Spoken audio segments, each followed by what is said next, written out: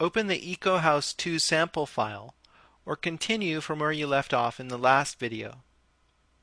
Open the Render Scene dialog and go to the Advanced Lighting tab. Select Radiosity as the lighting plugin. This is available in both Macs and Viz. Radiosity is a process that has an initial quality setting. Never set this to 100% because it might never get there. 85 is an acceptable initial quality setting for a final render. However, I'm interested in doing a series of test renders at first, so I'm going to set this at just 40%.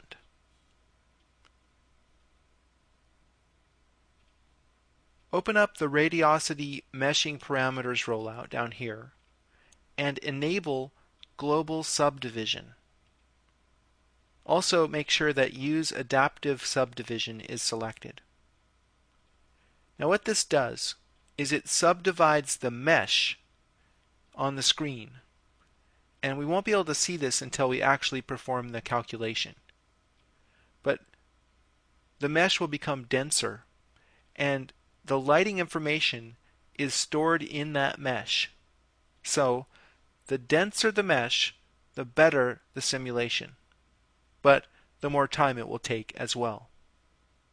So down here we are using adaptive subdivision, and that means that it will make more subdivision where it needs it, namely the areas where there's a lot of lighting variation. It's going to have a maximum size of 3 feet and a minimum size of 3 inches. That's a good place to start. I'll go up to the top and click Start. Now this is a pre-process that has to occur before the rendering is performed. It's creating the adaptive subdivision right now. This whole process can take a few minutes in this simple scene, and it can take quite a lot of time in a complex scene. After it's done, we can use the solution to make a series of renderings from different points of view.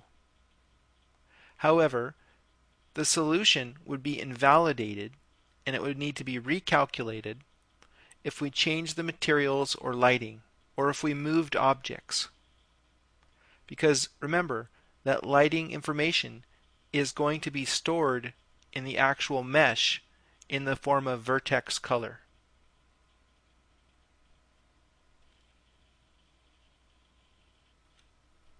When the solution is complete, you'll see additional meshing in the viewport. Notice how there's a denser mesh around the bottom of these columns here. This is where light is let in through the skylights. So there's a lot of lighting variation there on the floor. This is what adaptive subdivision is all about. It adds mesh complexity where you need it to represent the changing lighting conditions.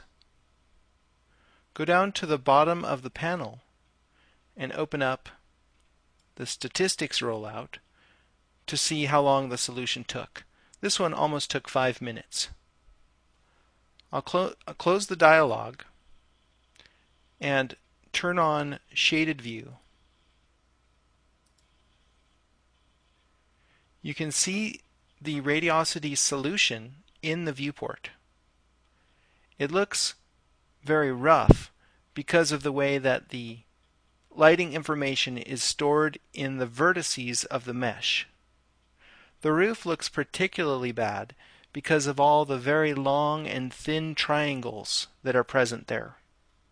I'll go into Edged Faces mode, and you can see that there's lots of little triangles up there, and that yields problems.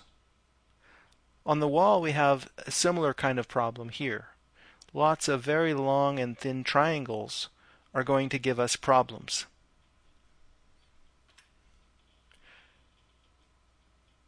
You can see that here in the shaded mode. It looks like we have lots of little streaks on the wall. To eliminate this, it is best to start over and subdivide the model manually. In order to start over, I'll go back to Render Scene, Advanced Lighting tab, and say Reset All.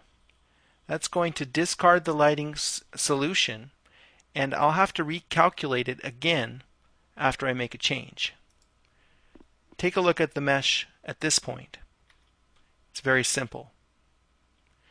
I'm going to select the building, which in this model includes the walls and the roof, and I will assign the Subdivide modifier.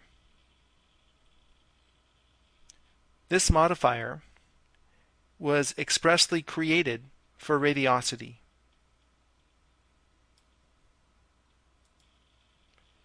It increases the complexity of the mesh. I'll set the size at 2 feet.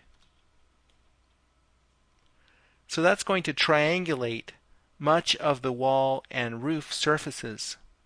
And this will eliminate the problems we are having with those exceedingly long and slender triangles. Now I'll have to recalculate the radiosity solution. And I'll have to invest another 5 minutes to let this calculation proceed.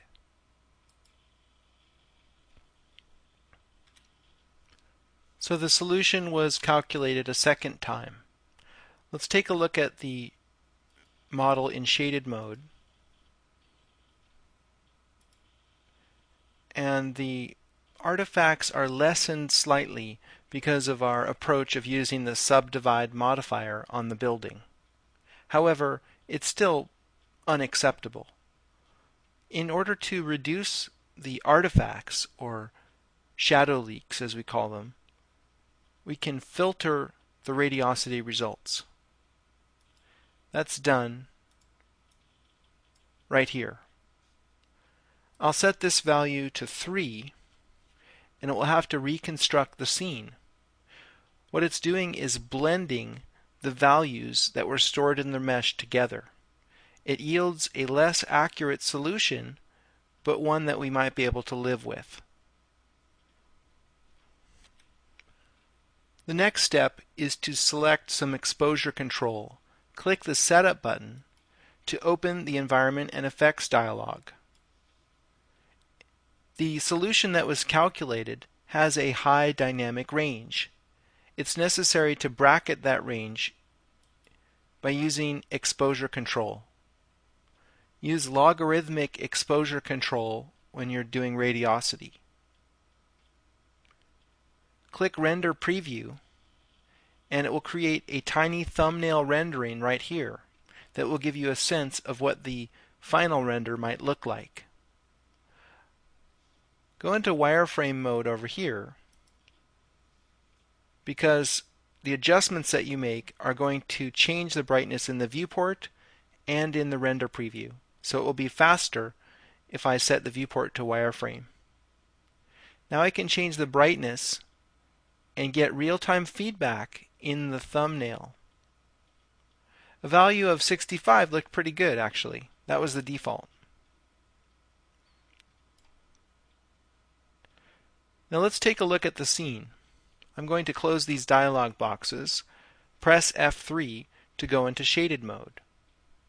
Then I'll use walkthrough mode to walk around in the scene. This is one of the best things about radiosity. You can move around in the scene and see a preview of the lighting. The reason that's working is because the lighting information is actually stored in this mesh through the magic of vertex color. That allows me to interactively move around in the scene and compose my rendering. I'll go back over in this area and do a test render. But before I do, I'm going to go back into Advanced Lighting and scroll down. Open the Rendering Parameters rollout here and you have two choices in the form of these two radio buttons. You can reuse the direct illumination from the radiosity solution. In other words, just show me a rendering based on that solution. Or you can render the direct illumination with the scan line. I'll use this option to do my first test render. The rendering will proceed quickly because I'm not having to re-render the direct illumination. I'm just showing what the radiosity mesh has stored inside of it and rendering it to the screen. It's not as accurate as this method. I'll clone the rendered frame window to make a comparison.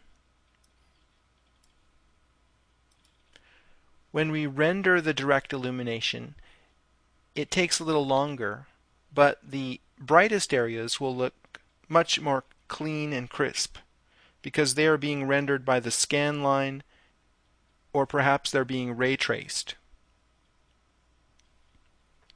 Regathering is another process entirely, and I'll cover that in the next video.